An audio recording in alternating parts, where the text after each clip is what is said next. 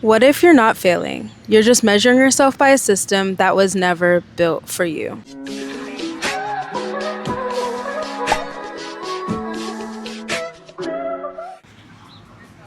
You guys don't want to know how many times I've recorded this episode. I promise you don't. A lot of times I can be tempted to feel like I'm behind, like I'm not working hard enough, like I'm not disciplined enough, like I'm not consistent enough. But I've come to realize that that's just not always the truth. I was talking with a friend from college, just reminiscing on all the different things we got to accomplish and work on, and how I graduated achieving really all of my main goals. I graduated with the highest honors. I got into the dream job. I was admitted into a program that would help with my post-grad education. But although I accomplished these things, I graduated feeling like a shell of myself. I was so burnt out and so dissociated. And so as I go into this next season of life and think about the goals I have for the future, I'm excited to pursue them, but I'm not doing that at the sacrifice of my mental health.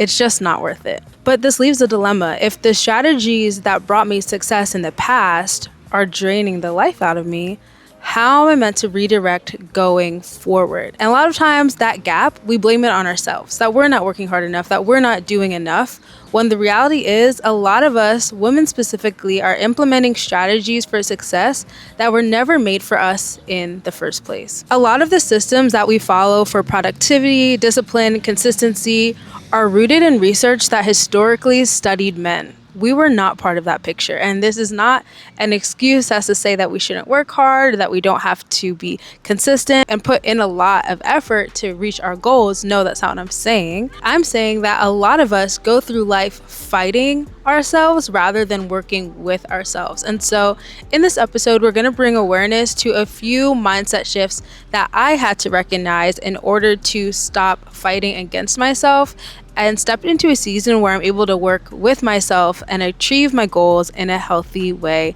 that's actually built with me in mind. So the first expectation I was wrongly holding myself to is to be consistent every day. And the problem isn't necessarily the standard of consistency, because that's a great character trait to have, but it's what consistency meant.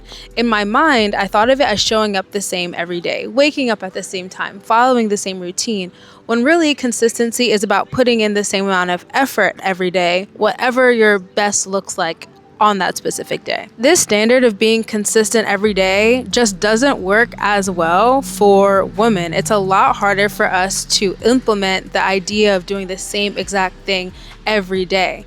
Biologically, men operate on a 24-hour cycle. We operate on a 28-day cycle. While everyone experiences changes day to day, for us women, our hormonal fluctuations cause our energy, motivation, and even sometimes mindset to change from day to day and week to week. And this is not a weakness by any means. It just means that it's something that we have to be aware of, and so we can work with it. I wouldn't even say it's something to have grace with yourself about, because there's nothing wrong with it. It's just something that so many of us aren't aware of. And because we aren't aware of it, we judge ourselves rather than just having the understanding that we'll need different things day to day. And so next time you feel like judging yourself for struggling to do the same exact thing every day, realize that's not what you were made to do. You were made to adjust, you were made to flow, you were made to ebb and change depending on what your needs are for that day. The second expectation that I was falsely holding myself to was the idea of just pushing through it. A lot of us are taught that just pushing through things, grit, just white knuckling through life is the way that you grow, the way that you expand, the way that you get to the next level. But that is not true, and actually is super harmful for our bodies. Women's bodies process stress differently, and we also hold on to stress a lot longer. I grew up with a ton of brothers, and while I've watched stress be the catalyst for their growth, I've also seen stress cause women to crash and burn when we're under that pressure for too long. And again, it's not because we can't carry heavy weight. I mean, we all see amazing women in our lives who do so, but we're just made to carry weight differently. Kind of like how we carry our balance in our hips while men carry it in our shoulders. It's just different. Nothing wrong with it. just different. And so considering this, constantly pushing through things doesn't actually make you stronger. It just makes you burn out faster. And before understanding this, I had so many moments where I felt like I was being lazy. I was so frustrated because no matter how hard I tried, I couldn't execute at the level that I wanted to. I couldn't push through after being tired, when in reality, I was just exhausted. And in a society that's so go, go, go, a lot of us are scared to slow down. I've been scared to slow down, feeling like if you take a step back, that means you're going to fail. When in reality, you might end up failing yourself by refusing to slow down. The third expectation I wrongly held myself to is that I just needed the perfect routine, that one routine would fix everything. And while some routines work for certain seasons, while I love watching the morning and night routine vlogs on YouTube, I've even made a few myself, the reality is that your routine is going to change from week to week because your body literally has different needs every single week. Not even on a just superficial we all change level, on a literal chemical level, your body is going to need different things from you every week to function at its best. And so what does this mean? While those morning and night routine videos are great for inspiration, great to put in your back pocket, rather than trying to force yourself to fit into that same exact mold week after week, think of having a catalog of routines that you can pull from, depending on what phase of your cycle that you're in and how you're feeling. I don't know about you, but I have tried so many times to implement a routine and just been so confused as to why the routine kept failing, as to why I could only hold it for a few weeks or for a few months, and honestly, it wasn't making me feel any better. This is a big part of why. While it might be possible to hold the same exact routine for a certain amount of time, it also isn't always exactly what you need or what's going to best serve you. You'll actually probably find that you're more productive, more energetic, more alive. Oh my gosh, I'm so sorry. It's okay.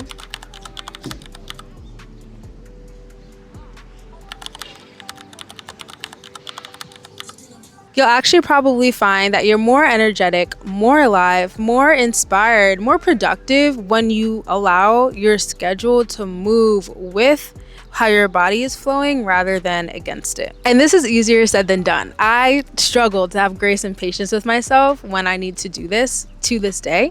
But we're working on this together. The fourth idea that I had mixed up in my head is that emotions equal weakness. We've all heard, oh, she's just being a girl. Oh, it's that time of the month. Oh, she's just dramatic. She's just emotional. The myriad of passive aggressive, undermining comments that people will make about our emotions as women. When the reality is that emotions are our superpower. And as frustrating as it can be to navigate them in a context that uses emotions against us, it's important to start to face that side of yourself and to understand why it's there in the first place. We already know we experience more hormonal fluctuations. This impacts how we process information, impacts how we feel, and impacts how we see the world around us. And this is truly our superpower, and it's truly our strength. It allows us to see behind just that first level of reality, that first level of logic, and have a deeper insight into the nuance and things behind it. I just came from a meeting that I had with a mentor earlier today, and being around her, a woman who is very in tune with herself, who has gone through life learning about herself and others, she just has a certain ability to see behind what I'm saying, to see what I need, to speak to me in a certain way that is coming from her being able to harness the power of that side of who she is as a woman. She understands the strength that she has in that and isn't afraid to express that to me. I'm an overthinker. At times, that is so frustrating to me. It's something that's really hard for me to have grace with myself about, how sensitive I can be to things happening in my environment, how aware I am of things happening in my environment. And while some might perceive that as a weakness, while people have commented on that being a weakness, I can understand that that is how I was made and that is how I was designed. As women, we were designed intentionally to see things at a depth that isn't always easy for people to accept.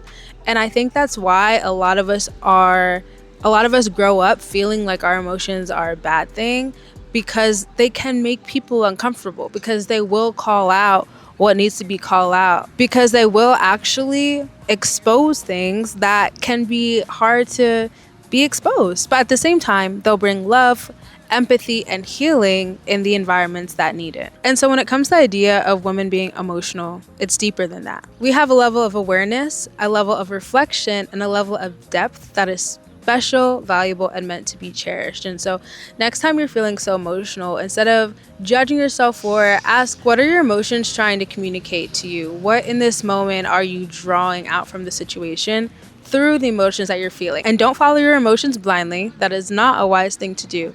But definitely take them into consideration because they are there for a reason. And there are so many more mindset shifts that I'm having to rearrange in my own brain. But the fifth and final one that we'll discuss today is that growth isn't linear. I want to always be up. After I reach one level, I want to always be able to reach the next one quickly at the same pace, if not faster. That is how we want life to feel. That's how we want growth to feel. That is how we've been communicated to that growth should be, but that's just not reality. Growing quickly, growing linearly is not realistic, and it's just not how life works. I mean, not even in nature. Everything goes through seasons and everything goes through cycles. It's not practical to expect any different when it comes to ourselves. There are going to be seasons where you're building. There are going to be seasons where you're resting. There are going to be seasons where you're planning. There are going to be seasons where you're executing. There are going to be seasons where you're so excited and inspired. There are going to be seasons where you are dragging yourself by your feet. And every season is as important as the next, and you can't have one without the other. And I know in my life, I tried to avoid being in seasons that I just didn't like. I hate the season where I'm dragging myself by my feet. I really am honestly not that disciplined of a person. I can be very lazy. And so when I'm not feeling that motivation and excitement, it's so frustrating to me because then it becomes extremely difficult to get done what I want to get done. And that's annoying.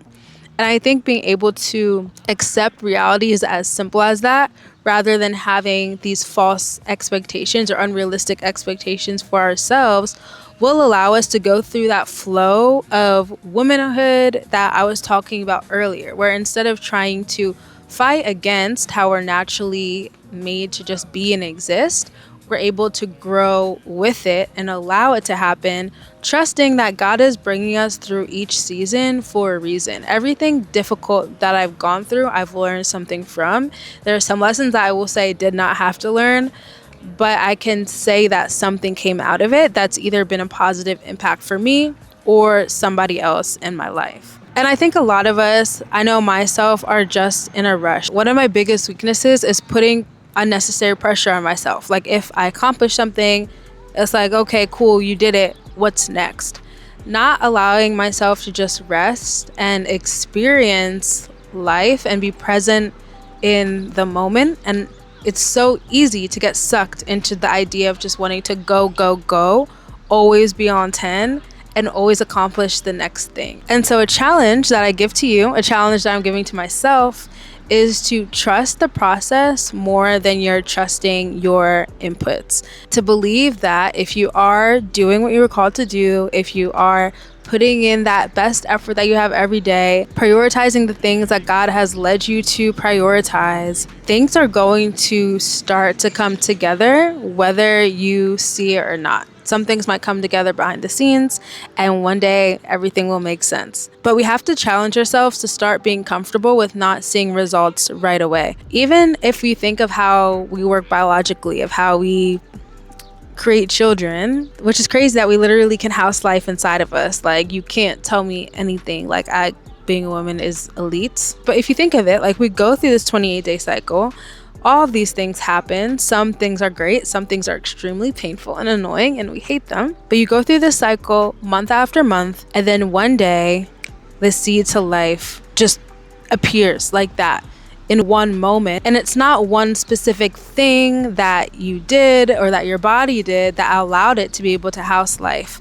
It's the whole process together that creates the environment for that new thing to be birthed. And so in a similar way, hopefully this episode reminds you that it's not only that one facet of hustle culture that is going to bring your dreams and goals into reality. It's understanding and accepting the whole facet of who you are as a woman, understanding that you were not made to follow the same exact routine every single day. While there are some seasons where you will have to do that, there's some seasons where I've had to do that. It's not actually most optimal to our design, and that is completely okay. And I had to challenge myself because this can be difficult to accept. I don't want to have to slow down. I don't want to have to take a break. But then do I think that there's something wrong with the way that God made me to work? Am I going to really try to fight against the way I was designed? And so while some people will say that you have to sacrifice your mental health for your goals, I don't believe that.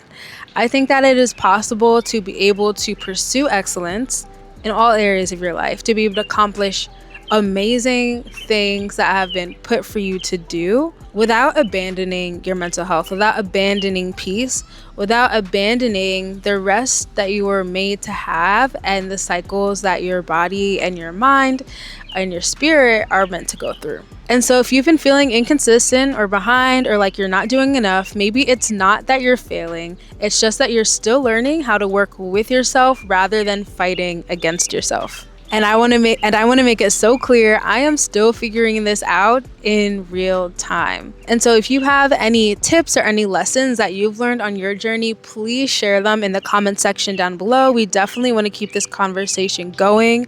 Don't forget to like, comment, and subscribe for more content like this. And also share it with a friend that you think might need this message or just need encouragement, a reminder that they're doing well and to have more grace with themselves. Thank you all for watching another episode of the I Am podcast, and I will see you next week. Bye.